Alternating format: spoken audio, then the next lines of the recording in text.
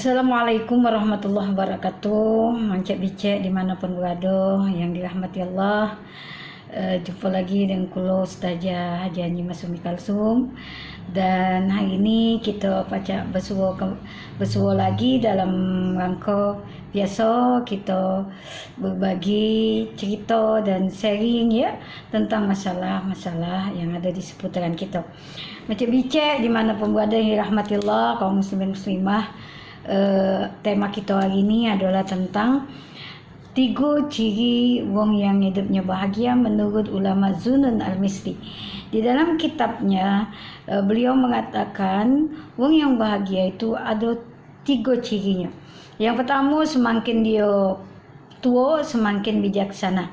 Nah, jadi macam bicek Bapak Ibu sekalian, yang namanya umur itu ternyata mempengaruhi tingkah laku kita.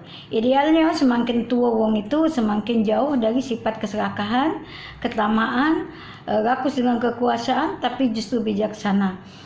Bijaksana itu yang mana? Yang bisa membagikan pengalamannya kepada anak-anak muda kita yang haus dengan pengetahuan, dan kita juga bisa membagi pengalaman kehidupan kita. Maka semakin tua semakin bijaksana karena dia sadar betul bahwa sudah saatnya harus berbagi ilmu dan berbagi pengalaman, khususnya yang baik-baik. Aman pengalaman nyopet, pengalaman nyambret, pengalaman mudi ke bini tak usahlah. Yang jelas pengalaman yang baik-baik ya. Yang kedua, ciri orang yang hidupnya bahagia itu adalah semakin dia kaya, semakin dermawan. Nah, macam bicik sebelah pangangan Bapak Ibu yang dirahmati Allah, apabila kita dititipi Allah rezeki yang berlimpah ruah dan kita berkecukupan bahkan berlebihan, maka orang yang paling bahagia itu adalah ketika dia galak berbagi kepada sesama. Jadi kalau dititipi Allah rezeki yang banyak, kita nama-namalah sedekah ya. Tidak akan miskin wong yang sedekah itu. Justru di dalam Islam wong yang sering bersedekah insya-Allah diganjar oleh Allah 700 kali lipat ya sedekahnya itu.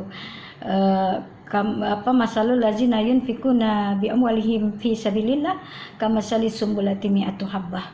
Allah akan balas berlipat-lipat ganda, bahkan sampai 700 kali lipat kata baginda Rasul. Maka dari itu ibu bapak yang dirahmati Allah, insya-Allah kalau kita sering bersedekah, tidak hanya rezeki yang dilipat gandakan Allah, tapi kita juga bisa sehat badan, tolak bala, jauh dari bala bencana, jauh dari musibah, mudah-mudahan juga jauh dari segala macam wabah yang lagi diheboh ke ini hari ya. Nah, jadi kalau orang yang banyak harta, pelit, medit, kedekut, ya, kemudian getah basah, sedangkan di dalam hartanya tu ada 2,5% hak orang fakir miskin dan anak yatim, maka Allah pun akan mencabut yang namanya nikmat yang Allah akan tunjuk sama dia itu ya.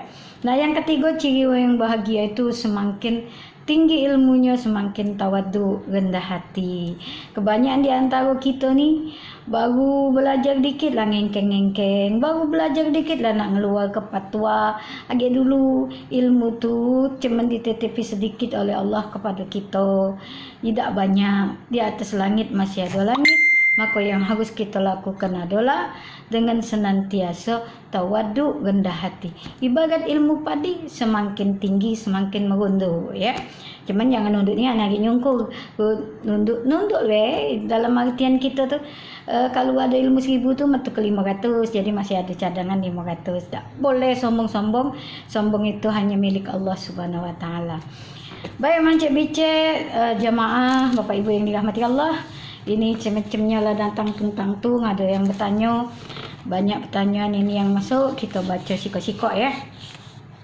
Ni catnya ada, kita hari ini kita jawab 5 dulu. Pertanyaan yang pertama, nah dari hamba Allah. Pertanyaannya adalah, Ustazah, apa hikmah di balik musibah COVID-19 ini sehingga kita ni dipendek ke galau? Ini pertanyaannya dari hamba Allah, kalau disebutkan namanya. Banyak hikmahnya. Yang pertama, kalau mungkin selama ini kita tak pernah ngumpul dengan keluarga, Hari ni berkumpul. Kadang-kadang kita pergi bergawian nak tidur, balik bergawian nak tidur. Sekarang ni sejelian laki bini ya tak? Dengan anak. Jadi apa istilahnya, ada hikmahnya galau-galau. Boleh dengan orang lain kita jaga jarak, di rumah kita berkumpul ya. Walaupun dompet kita lah jaga jarak pula dengan kita ini hari. Ya, yang penting kita sabar bela pun nak dikata tak pacak ngomong kenya. Mana ada juga jikawan tu salah sikap hikmah dari ni jikawan, bukan uji ustazah ya. Kalau jikawan ustazah tu lah, alhamdulillah ustazah berkat mendep ni insyaallah lah corona kaget negatif, ini positif. Keti nak nambah lagi budak tu jangan meniga berhaji banyakan pula. Jadi macam bicak di mana pun ada jemaah yang dirahmati Allah, banyak hikmah di balik itu galau-galau. Di antaranya stabilnya alam, ekosistem di mana polusi udara yang berkurang ya, hewan-hewan yang bisa berlalu lalang, kemudian juga cuaca yang stabil. Itu nanda ke bahwa salah sikap hikmahnya di situ. Allah nak nunjuk ke gara-gara perbuatan kamulah lapisan ozon terbuka, dunia ini ekosistemnya tak berimbang karena kerakusan kita, dan itulah wadah kita muhasabah saat ini ya. Cuman efeknya memang di kita ya. Kata Ustazah omong ke tadi, dompet juga jaga jarak sudah ni sekarang ni ya. Kita berdoa agar ini segera pulih dan kita bisa beraktivitas sebagaimana mestinya. Jangan ke kamu Ustazah biar lagi lah jaga jarak main ni lagi ya, karena banyak jadual yang batal ya. Kemudian yang berikutnya kita lagi jawab pertanyaan sikok lagi dari nomor 2 ya. Pertanyaan nomor 2, Ustazah, apa ni yang tawakal tu? Ngapa dengar-dengar orang ngomong tawakal be ngadep ujian ni? Tawakal itu adalah kita mewakilkan kehendak kita kepada Allah Subhanahu Wa Taala setelah proses usaha yang kita lakukan. Jadi jamaah yang dirahmati Allah, tawakal itu adalah konsep atau juga langkah terakhir kita ketika usaha sudah kita lakukan maksimal baru tawakal. Nah, jadi jangan sekali-sekali ngomong cak ini apa yang jelas Allah kalau yang ngatur. Kalau Allah berkehendak kun payakun jadi maka jadilah, maka biarlah Allah kalau yang berkehendak. Iya betul, tapi kita juga harus ngelantarinya. Tak mungkin Allah itu menolong kita dengan menunjuk ke wujud aslinya, tak mungkin. Pasti ada perantaranya. Nah, perantaranya itu kita manusia yang mengusahakannya. Contohnya ketika Rasulullah SAW ada sahabat ngomong, ya Rasul, ini untaku taruh di mana? Apa kata sahabat? Apa kata Rasulullah? Rasul ngomong, ikat untamu dan bertawakallah kepada Allah. Artinya ada usaha dulu. Apa usahanya? Ngikat unta tadi, baru kita berserah kepada Allah. Bayangkan kalau kita segala-galanya tidak ada usaha kita, maka perantaraannya terputus, masih hilang juga. Contoh, ada orang sanja di rumah kawan, tak tahu motornya taruhnya di depan rumah, sedangkan rumah tu pinggir jalan. Satpam ngomong, Pak, masuk ke dalam motor tu. Ay, jangan banyak bunyi kau, yang penting Allah tu lah. Allah nganjuk rezeki beli motor ni, Allah juga yang nyaganya.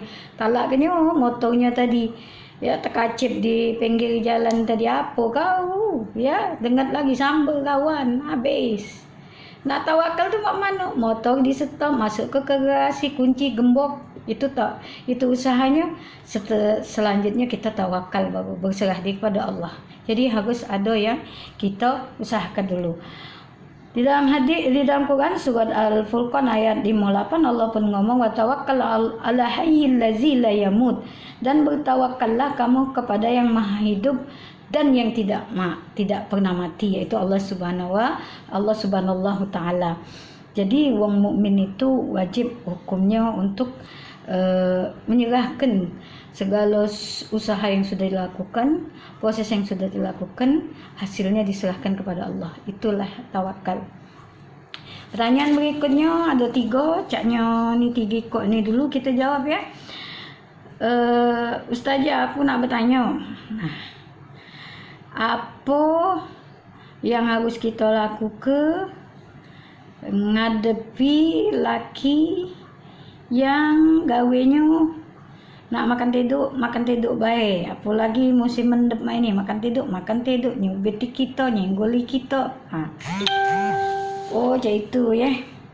Yo sabar baik, kalau dia ada gawean suruh bergawe, selagi gawenya itu tidak ada menyusahkan atau juga membahayakan dirinya dan orang banyak. Yo bagi bapak-bapak juga jangan lama-lama mendep kaget pegang melayang cangkir terbang ya. Jingok-jingok situasi dan kondisi. Kalau memang memungkinkan kita untuk mencari rezeki Allah keluar metu ya bahasa Palembangnya. Jangan teman-teman terkebet di rumah ge malek pula bini nyengok rai kita. Jadi ya keluarlah cari rezeki Allah, tapi dengan syarat itu tadi tetap pakai masker kalau main hari. Tetap pakai masker, tetap jaga jarak ya. Ujung tu social distancing apa mak itulah, tak ngerti juga. Pokoknya jaga jarak. Nah, dari itu hati-hati dan tetap waspada. Dan bagi bini yang lakinya mendep di rumah, ya sabar-sabar baik. Mak mana lagi ya. Cuma jaga jarak juga, jangan menigo. Kamu tu waga di depan gaya dia lah, lain penyinguan pula kaget. Pokoknya pandai-pandai yang awak diri. Main hari susah nak ngomongnya. Yang jelas mencari rezeki Allah tetaplah. Kalau memang anak bini kita butuh makan, dan bagi bini support suaminya, menjadi semangat bahwa kalau niatnya untuk mencari nafkah untuk menghidupi anak bini, karena kalau kita mendep kita tak kata yang menggaji kita, maka doa ke suami kita agar tetap dilindungi oleh Allah. Jangan ribut, jangan berbalah, karena ribut dan berbalah itu menjauh ke rezeki ya. Mungkin 3 dulu jawaban hari ini, karena memang agak-agak panjang jawabannya. Mudah-mudahan kita yang hari ini yang kebenaran menyaksikan tausiah ustazah, tausiah singkat dan tanya jawab singkat ini, mudah-mudahan senantiasa di dalam naungan dan kasih sayang Allah Subhanahu wa taala. Tetap semangat, tetap optimis, bertawakal kepada Allah. Capai 3 hal tadi: tua bijaksana, kaya dermawan, tinggi ilmu, tawaddu. Insyaallah kita termasuk orang yang bahagia. Mohon maaf atas segala kekurangan, kepada Allah saja mohon ampun. Ubi kayu sambal terasi. Thank you dan terima kasih. Assalamualaikum warahmatullahi wabarakatuh.